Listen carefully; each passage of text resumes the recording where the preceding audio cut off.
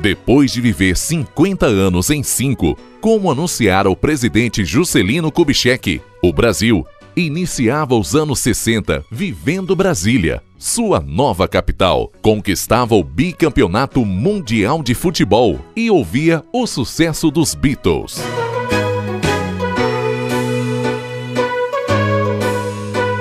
Um dos marcos da década aconteceria em setembro de 1962, quando funcionários do Banco do Brasil criaram um novo meio para viabilizar a compra de automóveis. Com a indústria automobilística dando seus primeiros passos e escassez de linhas de crédito, eles se cotizaram e cada um colocou uma parcela do valor do carro que, somadas, permitiriam a sua aquisição. Mas de quem seria esse primeiro veículo? Uma solução simples: sorteá-lo. Nascia o sistema de consórcios.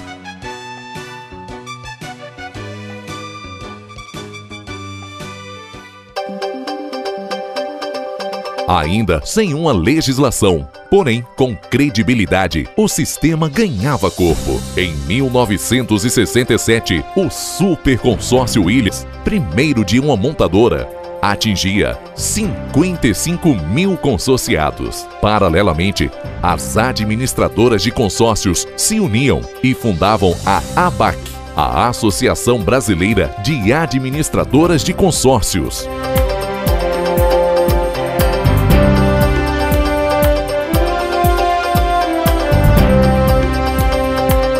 Sem internet, sem transmissões via satélite e sem celular, as vendas de cotas aumentavam, as assembleias mensais rodavam o país e os contemplados, felizes, dirigiam seus novos carros. Na virada da década de 70, com o Brasil já tricampeão do mundo no futebol e a tecnologia avançando rapidamente, vivíamos o milagre brasileiro. Em razão da dimensão atingida e focada na segurança dos consorciados, o governo federal determinava que o controle e a fiscalização fossem feitos pela Secretaria da Receita Federal. O mundo, contudo, ficava diferente. A partir de 1973, vivia a crise do petróleo. Apesar das dificuldades, o brasileiro, sempre otimista, continuava fiel aos consórcios. Aderia aos grupos de automóveis e de utilitários, porém, queria mais. Depois das 4 rodas, surgiram os grupos das 2 rodas. Era a vez das motocicletas. Uma explosão de vendas que mudaria comportamentos.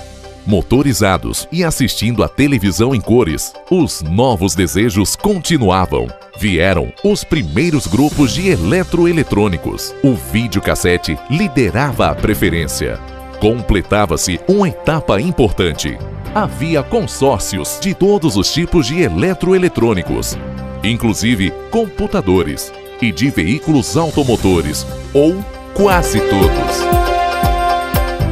Faltavam os chamados veículos pesados. Viriam os primeiros grupos de caminhões, seguidos pelos de ônibus, tratores, implementos agrícolas e rodoviários. Desta forma, a linha automotiva estava completa.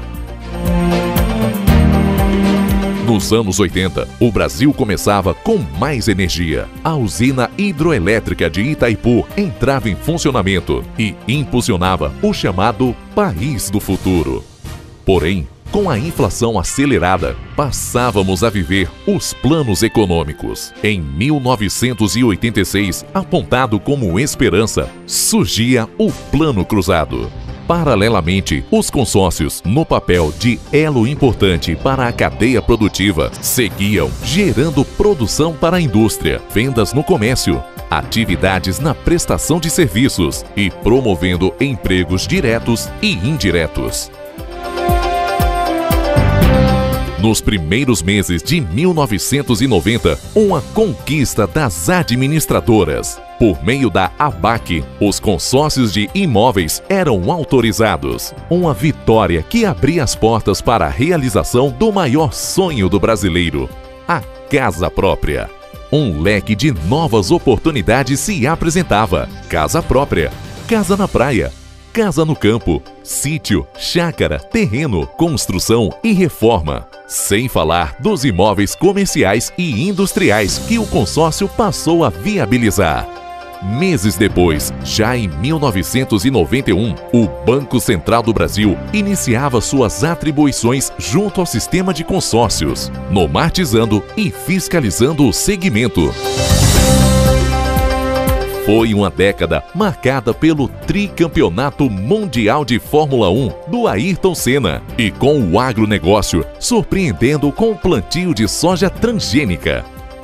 Os consórcios continuavam sua trajetória de sucesso. Ano após ano, contemplavam milhares de brasileiros. Não havia plano econômico que fosse obstáculo para sua presença, mesmo com a estabilização da moeda ocorrida com o Plano Real a partir de 1994. No meio produtivo, o consórcio continuava fomentando a ampliação e a renovação das frotas de transportadoras e possibilitava o planejamento de aquisição de tratores e implementos, importantes para os recordes das safras. Sem entrada, sem parcelas intermediárias e com custo menor, os consórcios se popularizavam mais e mais. Sentindo a necessidade de ter sua própria legislação, as administradoras de consórcio, por meio da ABAC, baseadas nas normas do Banco Central do Brasil, apoiavam projeto de lei que começava a ensaiar seus primeiros passos no Congresso. Foram vários anos de trabalho. Em 8 de outubro de 2008, a Lei dos Consórcios, Lei 11.795, era aprovada. Uma conquista das administradoras. Uma conquista de todos os envolvidos no sistema de consórcios. Aprovadas. Com a lei, os consórcios de serviços eram autorizados. Era o último segmento da economia brasileira que passava a contar com um mecanismo. Resultado de uma ideia nos idos de 62, os consórcios, hoje um dos participantes do Sistema Financeiro Nacional, têm sido responsáveis por parcela significativa das vendas internas de veículos automotores e de eletroeletrônicos, além de estar presente na comercialização de imóveis e na contratação de serviços. O futuro está na mão do brasileiro.